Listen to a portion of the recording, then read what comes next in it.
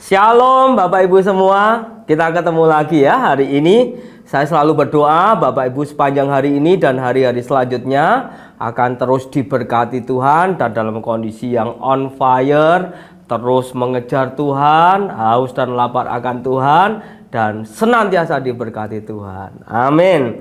Hari ini ada satu kata yang muncul di benak saya, yaitu kebiasaan. Bapak Ibu perlu tahu, atau kita semua pasti sudah tahu, kita semua pasti sudah tahu bahwa kebiasaan itu adalah sesuatu kegiatan yang biasa dikerjakan, diulang-ulang terus, dan hebatnya kebiasaan ini diulang dengan kondisi yang sama, makanya disebut kebiasaan. Sesuatu yang diulang-ulang, yang tidak berbeda, itu yang disebut kebiasaan.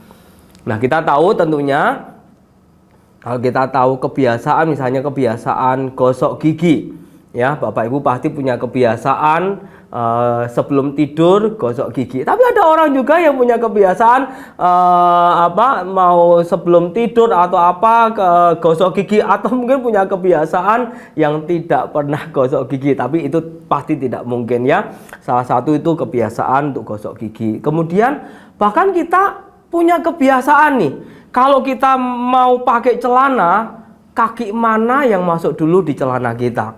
Apakah kaki kanan ataukah kaki kiri? Dan itu semua adalah kebiasaan. Nah, perlu kita tahu kebiasaan ini yang kita lakukan berulang-ulang, ternyata itu menentukan hidup kita apakah menjadi orang yang sukses karena kebiasaan itu, atau sebaliknya menjadi terpuruk atau gagal karena kebiasaan itu. Karena kesuksesan itu bukan hanya merupakan suatu tindakan atau usaha, melainkan akibat dari suatu kebiasaan. Saya ulangi lagi, kesuksesan itu bukan hanya karena satu tindakan atau usaha yang kita lakukan sehari-hari, tetapi kalau itu menjadi kebiasaan, itulah kesuksesan.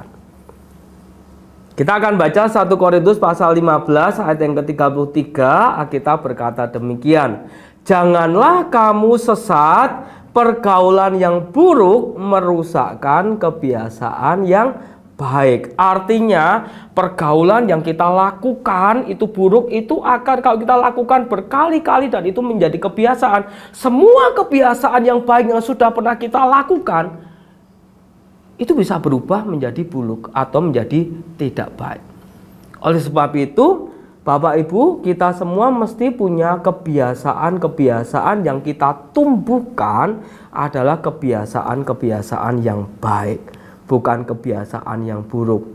Misalnya nih, kita tahu membaca Alkitab, bukankah itu kebiasaan yang baik? Walaupun kadang kita seringkali punya banyak alasan, tapi kalau itu menjadi dibiasakan dengan membaca Alkitab, menjadi kita biasakan, itu kebiasaan yang baik. Bukankah firman Tuhan itu menjadi makanan bagi kita? Kebiasaan berdoa, ya ini menjadi kebiasaan. Kalau di rumah tangga kami selalu membiasakan untuk berdoa bersama. Kemudian kebiasaan beribadah setiap hari Minggu, atau mungkin nanti kita ada M3, ada Komsel, ada apa saja yang itu menjadi kebiasaan yang baik. Kenapa kita tidak lakukan itu?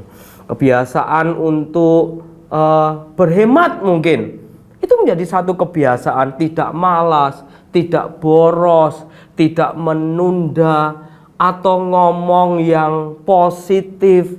Semua kebiasaan-kebiasaan yang baik ini yang memungkinkan kita akan mensupport kita, mendukung kita untuk menjadi sukses.